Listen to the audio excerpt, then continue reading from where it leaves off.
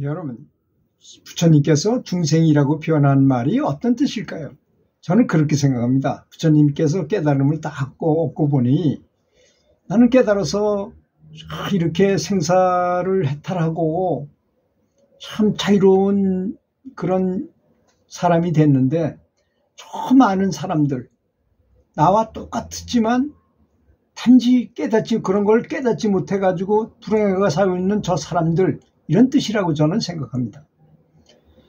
우리 주변에 있는 사람들을 너무 나는 연불하는 사람이니까 나는 높은 사람이고 다른 사람은 낮은 사람이라고 생각해서 되겠습니까?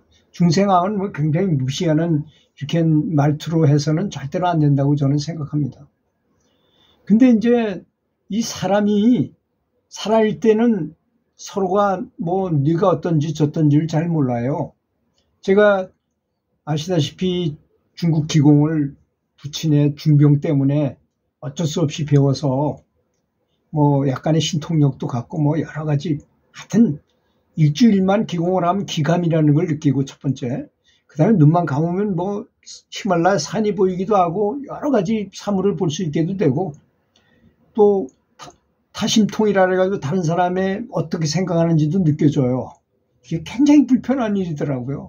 제가 교사를 할 때 보니까 어떤 여선생이 남학생 3명을 데려다 놓고서 훈계를 하고 있는데, 요놈들이 생각이 다 익히니까 정말 가서 패고 싶은 생각이 들 정도더라고요. 그러니 얼마나 불편하겠어요, 그게.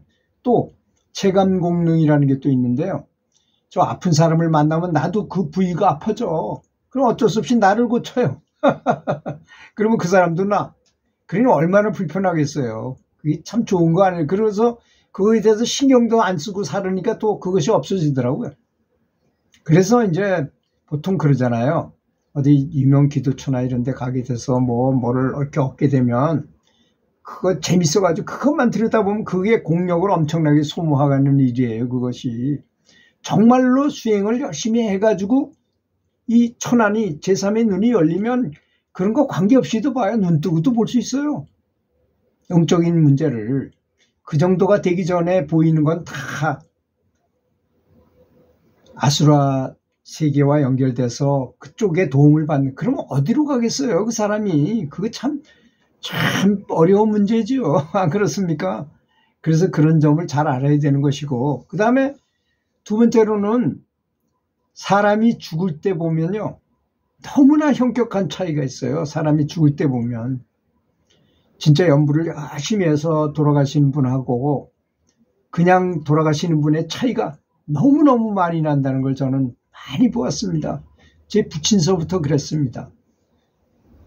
제 부친이 돌아가시기 전에 다리가 이미 괴사가 돼가지고 시커멓게 변하시고, 그리고 이제 사시면 너무나 고생을 할 것 같다고 오히려 우리 아버지를 빨리 돌아가게 해주십시오 하고 기도를 했는데 15분 있다가 전화가 왔어요. 아버지가 돌아가셨다고. 그러면 침착하게 제 차를 몰고 시골집으로 가서 보니까 아버지가 이제 아내가 교회 다니는 사람이니까 그 아버지를 교회로 다니게 계속 교회를 모시고 갔었는데, 목사님 품에서 돌아가셨다는데 누워있는 아버지 이마를 만져보니까 따끈따끈해요. 다른 데는 다 차고 묻었지만. 그리고 그 표정이 너무나 행복한 걸 보고 평상시에 한 1000배는 더 자비스럽게 보여요. 누구한테 그때 사진을 안 찍어놓은 게 참 후회가 될 정도로, 아버지 그때 돌아가신 모습을 좀 찍어놨더라면 하는 생각이 들 정도로 그렇게.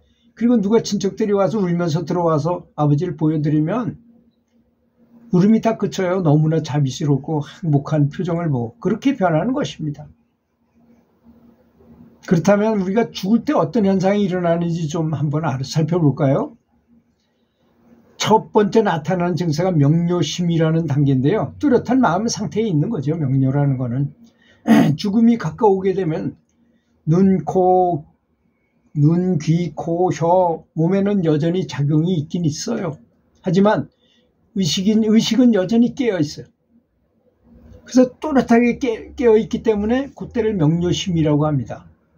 그렇지만 이때는 곧 내가 죽을 것이다 하는 게 느껴진단 말이에요.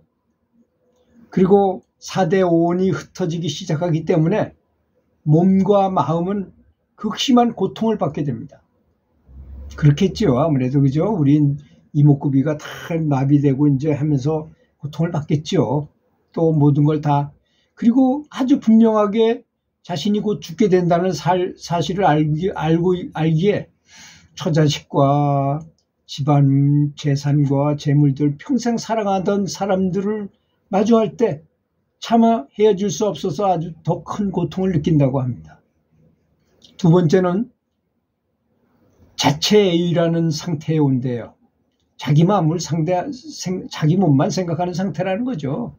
첫 단계에서 온갖 극심한 고통에 시달리다가 이때가 되면 몸과 마음이 더욱 허약해져요. 그래서 이미 이목구비는 작용을 일으키지 않아서 오직 제6식 미세한 생각만이 존재하는데 발등에 불이 떨어졌잖아요. 뭘 딴 걸 생각할 새가 어디 있겠어요. 이럴 때 자기 몸만 애착하겠죠. 이때는. 그리고 자기 목숨을 아끼는 마음만 있기 때문에 자체애유라고 중국말로 표현한 거죠. 거기 그쪽에서 나온 자료이기 때문에. 세 번째는 이제 불명료 심리라는 게 온답니다. 마음이 이제 완전히 흐려지고 혼란한 상태에 빠지는 거예요. 신체의 기능이 사라짐에 따라 의식도 없어집니다.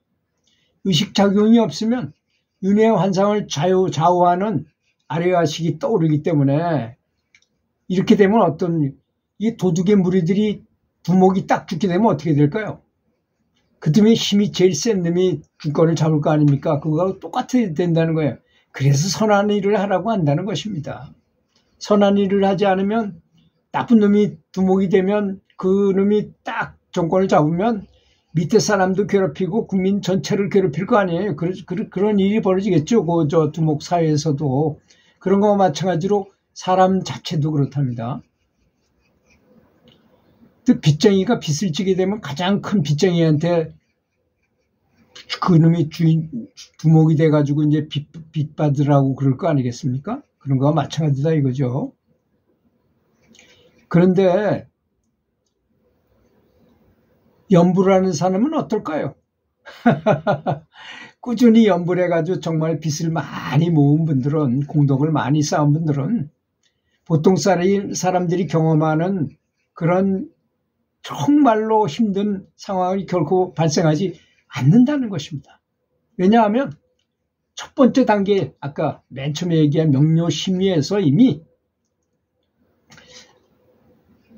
부처님께서 여러 성경들과 함께 영접하러 오시는 것은 첫 번째 단계인 명료심리에서이기 때문이라는 것입니다.